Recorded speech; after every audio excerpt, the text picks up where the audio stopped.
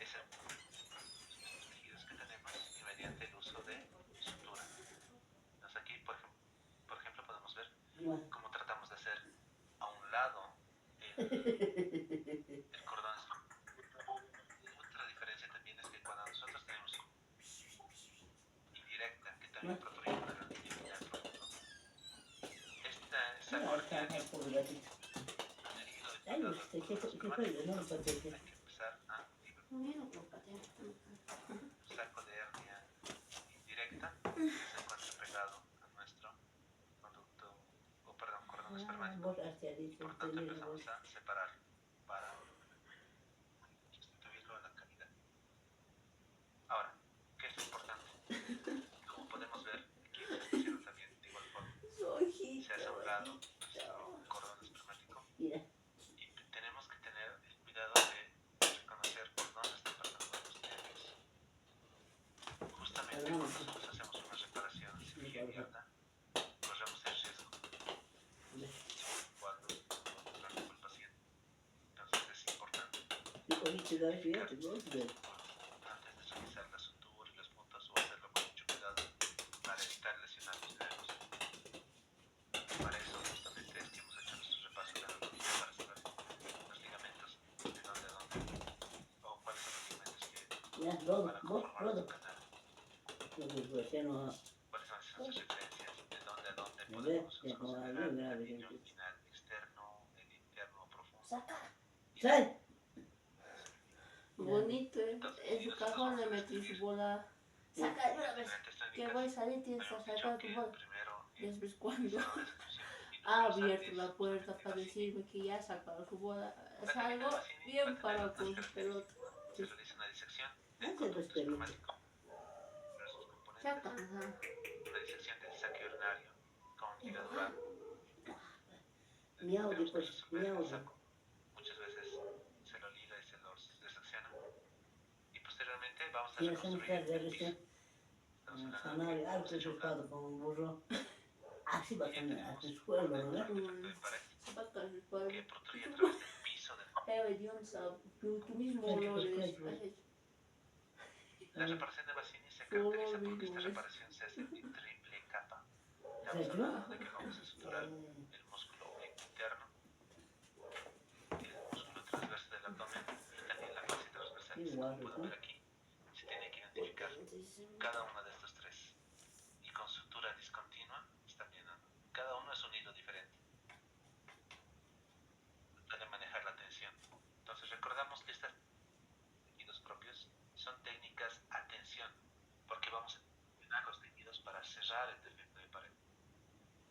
Entonces, para que esta tensión no sea muy intensa, no se hace una sutura continua, porque recordamos que en una sutura continua, si lograra desgarrarse un punto, todo se va a borrar. En cambio, en el discontinuo, cada punto discontinuo le otorga cierta refugio, por eso la aproximación entre tejidos. Si se soltara, los demás van a continuar manteniendo la tensión. Entonces, todos estos músculos, el músculo oblicuo interno, el transverso del abdomen, la fascia transversalis, todos en esta triple capa tienen que llegar a nuestro ligamento inguinal. Y con sutura discontinua se van a cerrar. De esa forma cerramos la pared posterior y ya no va a haber una debilidad por la cual tenga que pasar la hernia. Ya después lo que hemos abierto por encima lo cerramos, que viene a ser el oblicuo externo. Bien. Para la reparación de Shouldice es necesario, para poder identificar las estructuras que vamos a suturar, como menciona el texto, la sección de la cavidad del nervio genitofemoral. Lastimosamente, cuando se realiza esa sección, pues condicionamos al paciente a la pérdida de la sensibilidad, si es varón, escrotal, del labio mayor, del mismo lado. Entonces es una característica de esta técnica de Shouldice. Tenemos que realizar la sutura con un hilo de monofilamento de tipo no absorbible, por ejemplo, nylon,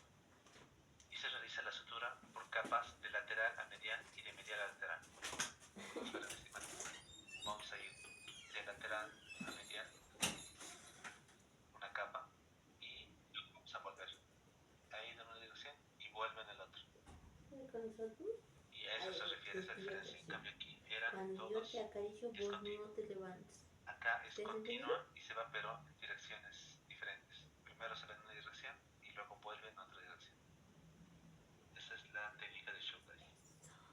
En cambio, la reparación de McVeigh tiene una característica. Vamos a ir a tejidos más profundos que estos, incluso debajo del ligamento inguinal. Y por tanto, al trabajar por debajo del ligamento inguinal, vamos a ser capaces también de reparar defectos del anillo femoral. Entonces, esta reparación de McVeigh sirve para abordar defectos del anillo inguinal como también del anillo femoral. Realizamos una incisión en nuestra fascia transversalis, o sea, abrimos más la pared posterior. Y como vamos a usar mucha tensión, tenemos que realizar un corte o una incisión de descarga en la vaina anterior del músculo recto. Vamos a utilizar sutura interrumpida y discontinua, y lo que vamos a unir van a ser el colgajo transversal, o sea, lo que viene a ser el músculo transverso del abdomen. Lo tenemos que suturar al ligamento de Cooper. Este ligamento de Cooper se encuentra debajo del ligamento inguinal. Eso como un plan. Y posteriormente la fascia transversalis al ligamento inguinal.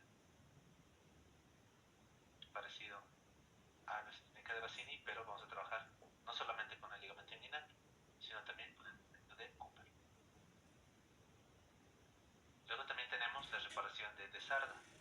Esta es una reparación que no utiliza malla, que utiliza un fragmento de la aponeurosis del oblicuo externo. O sea, como pueden ver aquí, vamos a seccionar el oblicuo externo y vamos a utilizar este pequeño colgajo para poder liberar un poco la tensión y tener más tejido para cerrar el defecto de pared. Cada sutura tiene que pasar a través del ligamento inguinal, la fascia transversalis y la aponeurosis del oblicuo externo. En otras palabras, nos estaremos prestando tejido del techo del conducto inguinal para poder cerrar nuestro defecto de pared. Estas como las técnicas que utilizan tejidos nativos y que, si se dan cuenta, son técnicas que se realizan bajo tensión. En cambio, la reparación con prótesis o con malla ha cambiado completamente el paradigma del concepto quirúrgico de la reparación del inguinal, porque aquí ya no se utiliza tensión, se utiliza la malla.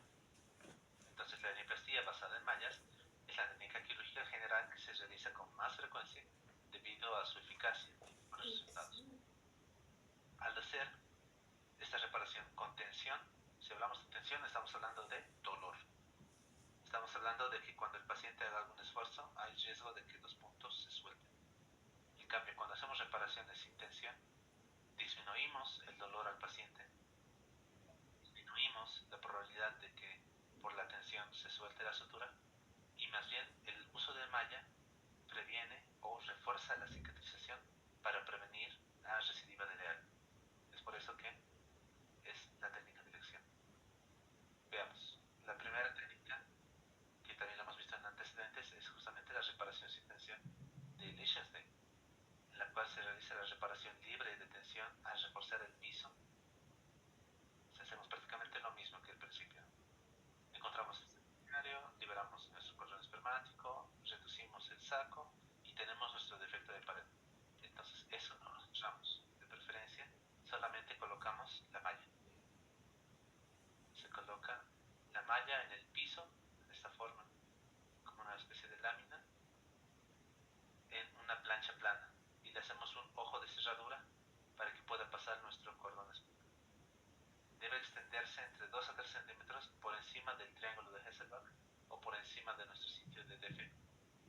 No un parche pequeño que cubra el defecto, sino tiene que ser grande, cubrir por lo menos entre 2 a 3 centímetros más, y esto se fija con una sutura monofilamento sintético permanente.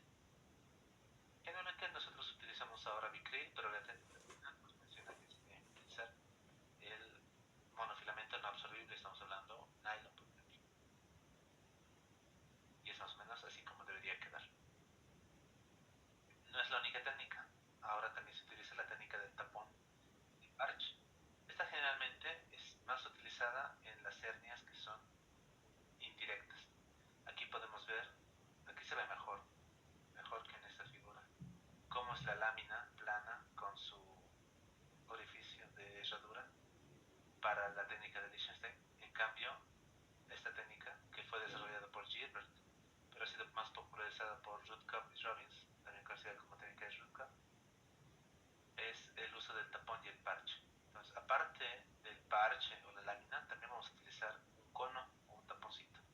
Y este conito lo vamos a meter como taponando el defecto del anillo inguinal profundo. Antes de colocar el parche, se coloca un tapón protésico en el lugar del saco herniario. Aquí, como podemos ver, no es en la pared posterior, es más bien en el anillo inguinal profundo, donde lo vamos a tapar con este taponcito o este conito, y ya después vamos a nuestra lámina. Ahora, respecto al método laparoscópico, hay diferentes formas de hacer el abordaje. Principalmente tenemos aquellas en las cuales podemos colocar los troqueles de forma transversal y aquella en la cual podemos colocar los troqueles todos en línea media. ¿Cuál es la ventaja del método laparoscópico? Si se dan cuenta, para realizar estas técnicas abiertas tenemos que ingresar mediante una incisión, pero el paciente no solamente puede tener una hernia derecha, puede tener también una hernia izquierda.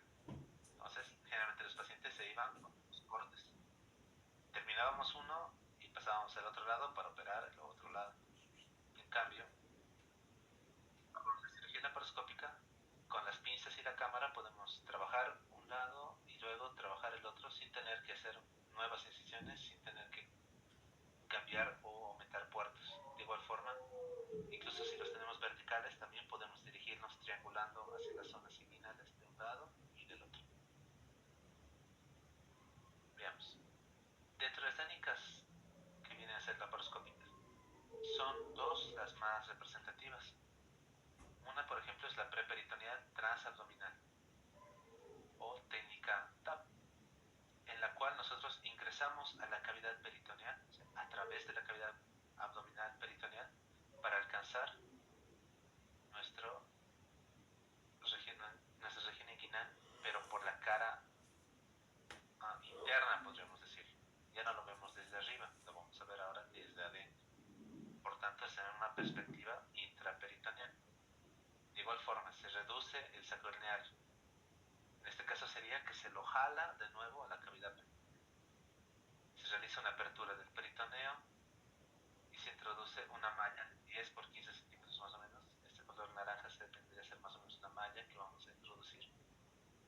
Y se fija con algunos puntos de sutura. Algunos también utilizan unas grapas espirales o tackers que nos ahorran un poco de tiempo. Y se fija para que no se mueva. La idea es que esta malla tiene que estar desenrollada y cubriendo todo lo que viene a ser el orificio miopectíneo o esta zona de debilidad de hernias inguinales. Más adelante el texto nos muestra unas figuras de cirugía robótica que son más indicadas para mostrarles esto. Lo vamos a ver más adelante con detalle y con fotografías. Cuando hablamos justamente del orificio miopectíneo, ¿a qué nos referimos? Nos referimos a que el orificio miopectíneo, también conocido como orificio de Frochot, el área de debilidad en la cual aparecen las hernias de la región inguinal. Estamos hablando de las hernias inguinales como las crurales. Esta zona de debilidad está delimitado por, aquí vamos a empezar a delimitarlo un poco para poder verlo. Superiormente estamos hablando del músculo oblicuo menor y el transverso. Y lo vamos a tener aquí. Más o menos, este es de forma superior. De forma lateral está el músculo iliopsoas. Este es el músculo iliopsoas. De forma lateral. Medialmente, nuestro músculo recto. De la vaina del músculo recto. Hacia abajo, la cresta pectínea del pubis, no el ligamento inguinal. Pubis. Y por tanto, el ligamento inguinal quedaría en medio de nuestro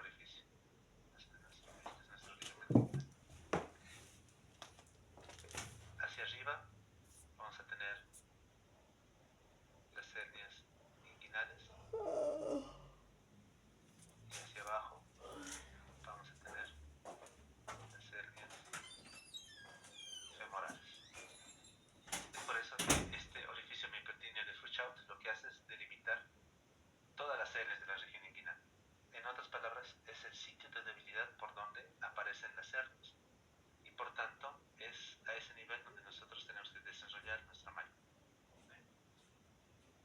La característica se encuentra dividido en dos partes iguales por el ligamento inguinal. El ligamento inguinal atraviesa por completo este orificio bipektino de Fluchov. Ahora, esta es la imagen que nosotros vemos cuando hacemos la técnica transabdominal, la técnica TAP. Y esta es la figura esquemática. Entonces, esto que se encuentra con la letra D es nuestra área de hernias directas. Como pueden ver aquí, es bien fácil reconocerlo. Ligamento inguinal, nuestra vaina del músculo recto y los vasos epigástricos inferiores. Este es nuestro triángulo de Hesselbach y por tanto es la zona de hernias directas. Lateralmente a los vasos se van a encontrar la zona de hernias indirectas, esta letra I. Es ahí justamente donde se encuentra el anillo inguinal profundo. Hacia abajo del ligamento inguinal, se puede ver aquí, se puede ver acá también, aquí en vivo y aquí en esquema, se encuentra nuestro anillo crural. Entonces aquí es donde producirían las hernias femorales. Entonces la clave es reconocer lo más sencillo, que viene a ser el ligamento inguinal, que va desde la sínfisis del pubis a nuestra cresta ilíaca. Sínfisis del pubis a la cresta ilíaca. Pero nosotros trabajamos a este nivel y tenemos que cortar el peritoneo, poner una malla en todo esto y suturar, fijar. Al suturar podemos lesionar estructuras importantes, lo que les había adelantado. Y es que justamente aquí tenemos el triángulo de la muerte, que se encuentra limitado por los vas deferens, los vasos espermáticos, y aquí adentro el contenido, los vasos, en este caso los ilíacos externos, antes de convertirse en los vasos femorales. ¿Por qué el triángulo de la muerte? Porque si lesionamos los vasos, condicionamos al paciente a un sangrado que puede ser fatal. Y en cambio, más lateral, vamos a tener el triángulo del dolor, donde tenemos la rama de esos cuatro nervios, o las ramas de esos cuatro nervios, que si nosotros los lesionamos, vamos a producir cuadros de dolor crónico en nuestro paciente y por tanto se llama triángulo del dolor. Entonces, esa es la importancia de reconocer la anatomía, tanto superior como de forma interna, de esta región inguinal, especialmente de este orificio miopectino de Fluchov, porque esta es la zona en la cual vamos a tener todas las hernias, las inguinales directas, indirectas y también las femorales. Ese es el punto de vista transabdominal, pero existe también la técnica extraperitoneal. Esta es la técnica TEP, en la cual, como pueden ver aquí, se minimiza el riesgo de lesionar las estructuras intraabdominales porque no se ingresa. Ahorita este es un corte como que podríamos decir que atraviesa los intestinos. Esta es una representación del intestino, digamos, que se encuentra segmentado, con cada uno con su meso. Y si se dan cuenta, no logramos entrar a la cavidad peritoneal. Estamos por fuera, por encima del peritoneo parietal. Y nos encontramos entonces solamente en el espacio entre la piel, la fase de los músculos y el peritoneo parietal. Lo que hacemos es ingresar a nivel de la vaina del músculo recto anterior, nos dirigimos hacia la sínfisis del pubis con nuestra camarita, con nuestras pinzas, y introducimos un trocar que se va a unir a un globo disector. Este globo disector se va a insuflar y va a hacer eso, disecar ese espacio, nos va a crear el espacio para poder trabajar. Y llenamos el neumoperitoneo y se instala la malla preperitoneal. Se fija y nos vamos. Es una técnica bastante genial, si me lo permite decirlo de una forma. Sin embargo, tiene su dificultad. Si nosotros lesionamos el peritoneo, entonces no se va a formar la cavidad porque esto se pincha. Si nosotros lo pinchamos metiendo las pinzas y demás, el neumo pasa a la cavidad y pues no vamos a tener espacio para trabajar. La cirugía se convierte ya sea abierta o a una transabdominal. De igual forma, existe un procedimiento intraperitoneal con una malla de injerto, también conocida como procedimiento IPO. No requiere apertura del peritoneo porque esta malla es una malla que no es de polipropileno. La idea de abrir y cerrar la malla o de colocar la malla fuera de la cavidad peritoneal es justamente porque esta malla de polipropileno, si llegara a tocar el intestino, lo va a lesionar, lo puede perforar. Entonces, esta técnica con una malla especial, una malla biológica, malla de injerto, puede colocarse acercarse, puede tocarlo, no lo va a perforar. Pero eso sí, se puede lesionar los nervios cutáneo lateral del muslo o el genito femoral. ¿Por qué? Porque al nosotros colocarlo directamente aquí encima, muchas veces no podemos visualizar dónde estamos fijando la malla y ahí podemos lesionar los nervios. También se ha descrito la migración de la malla intraperitoneal que conlleva a morbilidad y reintervención. O sea, si nosotros aquí lo pegamos la malla, le ponemos 1 o 2 puntos y se sueltan y se mueven, esto se levanta. En cambio, cuando nosotros colocamos sobre el peritoneo parietal, o sea, por dentro, esa misma presión de la pared no permite que migre. En cambio, con esa técnica sí. Entonces, esas son sus posibles complicaciones. Pues el punto clave número 4. La cirugía de hernias asistida por robot es rápidamente adoptada por los cirujanos generales debido a su mejor ergonomía y lo que yo ya les había adelantado en la clase de apendicitis, que es mucho más cómodo para el cirujano estar sentado en la consola y que el robot sea el que se contorsione, se mueva para realizar los movimientos. Y esta es la imagen o las fotografías que yo les mencionaba respecto a la reparación de la hernia inguinal asistida por robot, que es prácticamente lo mismo que se hace en una técnica transabdominal y metáfora. Entonces, si se dan cuenta, esta tendría que ser como una hernia inguinal indirecta, ¿no? Porque aquí tenemos el anillo y este es el saco herniario. Afortunadamente no es intestino, parece que es tipo monoherniario. Entonces, este saco nosotros lo llevamos a cavidad. En otras palabras, lo jalamos adentro y queda solamente el defecto. Aquí se encuentra nuestra vejiga, aquí ya tenemos que empezar a buscar dónde estarán nuestras estructuras. Por debajo aquí tenemos el intestino. Y empezamos a buscar dónde es el pubis, dónde es el ligamento inguinal y demás. Y una vez que localizamos esa referencia anatómica, a nuestro peritoneo le hacemos un corte. Como se puede ver aquí, lo cortamos. Aquí también se puede observar, ¿no? Aquí empezamos a disecar, aquí se encuentra este defecto de pared, ¿no? Este anillito de acá sigue aquí. Empezamos a disecar y tenemos que abrirlo. Lo vamos a abrir y vamos a desarrollar nuestra malla. Como se puede ver aquí, colocamos la malla por dentro, la desenrollamos y posteriormente lo que hemos abierto el peritoneo, después de fijar esta malla, la vamos a suturar también y queda todo cubierto por peritoneo. Y esa es la técnica. Esa es la técnica transabdominal. En este caso está asistida por un robot. Es lo mismo que nosotros hacemos en la cirugía laparoscópica. Los puntos clave. El número 5. El uso de malla protésica como refuerzo mejora significativamente las tasas de recurrencia, ya sea que la reparación fuese abierta o laparoscópica. En ambos casos, si utilizamos malla, la tasa de recidiva o recurrencia es más baja. Respecto a las prótesis, ¿qué consideraciones tenemos que tener? Si hablamos de la malla ideal, estaríamos hablando de aquella malla que sea fácil de manejar, que sea flexible, que sea fuerte, que sea inmunológicamente inerte, que tenga resistencia a la contracción, resistencia a las infecciones y que sea además barata de fabricar. En otras palabras, el ideal es el ideal, no siempre se cumple, lo real muchas veces dista de lo ideal, pero la idea es tener estas características en nuestra malla.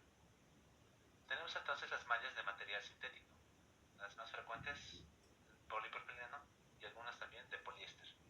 Existen también otras que son permanentes y de material hidrófobo, promueven la inflamación. O sea, estas mallas pueden llegar a deshacerse en un porcentaje, sí, pero gran parte de la malla permanece todavía en el tejido.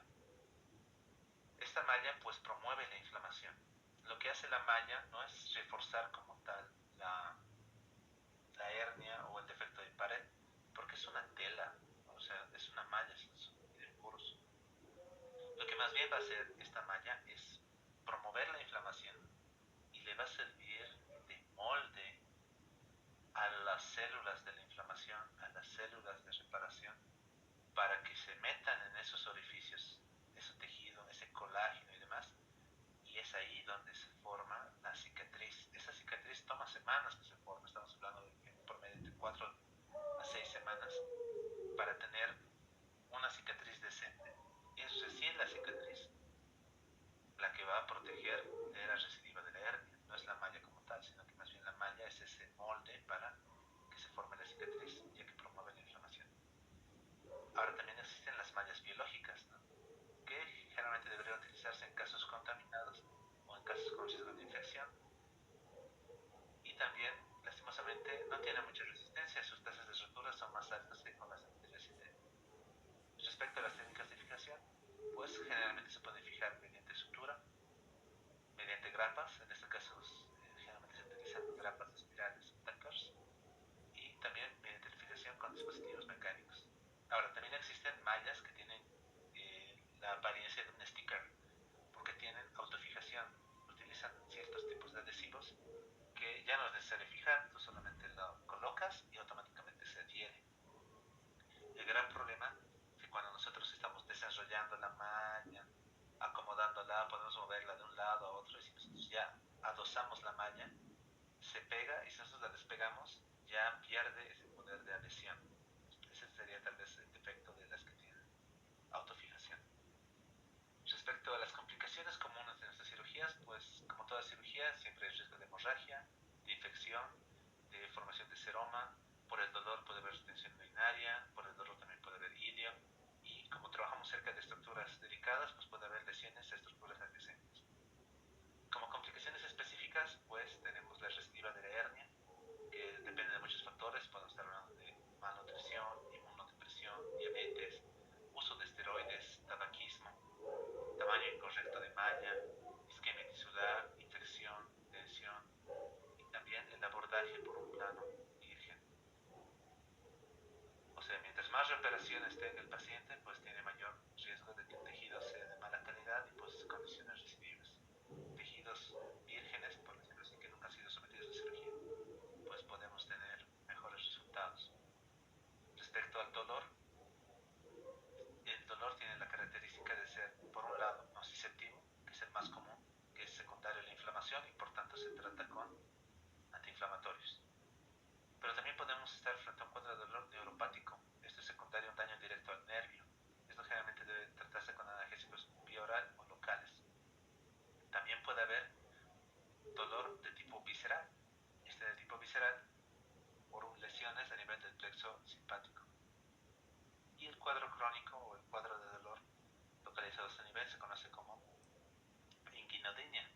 Esta inguinodinia, que es un cuadro crónico de dolor en la región inguinal, puede requerir muchas veces neurólisis, algunas veces extracción de la malla y también la revisión de la reparación.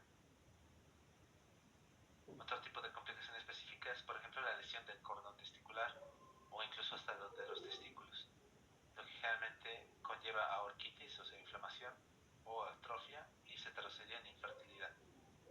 Respecto a las complicaciones laparoscópicas, generalmente están en relación a la retención urinaria por un cuadro de dolor, porque también el CO2 tiende a irritar algunos plexos nerviosos, y entonces ese dolor a nivel pélvico puede producir que el paciente evite orinar, o sea, de forma refleja. No es que el paciente no quiera, el paciente quiere orinar, pero el dolor que se produce a ese nivel evita la micción. De igual forma, produce ilio y puede traducirse en cuadros de obstrucción intestinal. Y lo más peligroso, ¿no? Lesiones viscerales como perforación de intestino delgado, de intestino grueso, como también lesiones vasculares como las más peligrosas.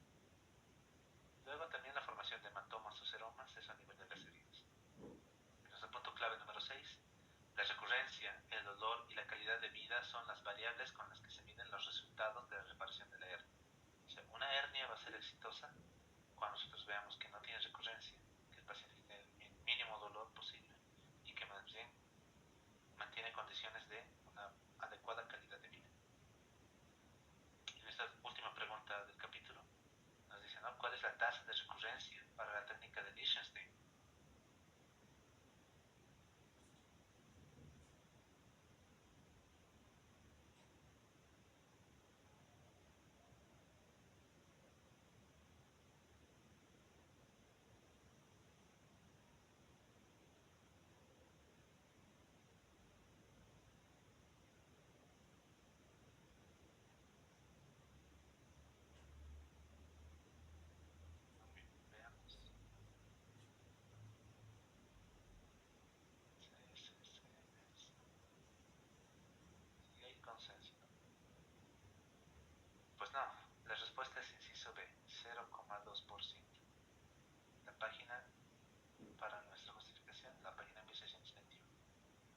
respecto a los resultados, la técnica de Schuldeis es la técnica más comúnmente realizada para el texto de las técnicas que son sin maña, técnicas con tensión, una tasa de recurrencia del 1%.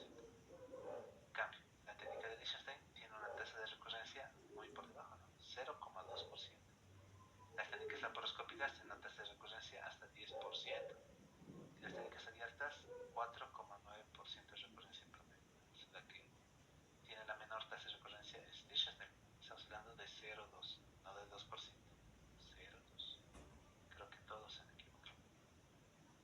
Bueno, nuestra pregunta, perdón, es punto clave número 7, ya para terminar lo que nos describe el texto.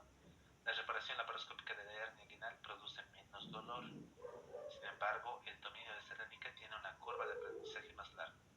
Poder realizarlo por vía laparoscópica es más difícil que hacerlo por abierta, pero la gran ventaja es que como nosotros hacemos un abordaje por el interior, hay menos probabilidad de que lesionemos nervios y por tanto el paciente tiene menos dolor. Como no realizamos corte, aponeurosis, no cerramos aponeurosis y demás, también el paciente presenta menos dolor. Solo que poder realizar la técnica, dominar la técnica, toma su tiempo, es necesario dedicarle tiempo para hacer la curva de aprendizaje.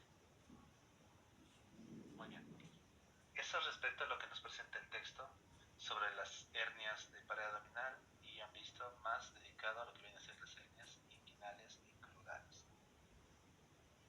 Entonces, vamos a comenzar con la resolución de nuestro caso clínico. Tenemos un paciente masculino de 58 años con antecedentes de hipertensión arterial y también de obesidad. Se presenta en urgencias con un dolor abdominal localizado en región inguinal derecha, 24 horas de evolución,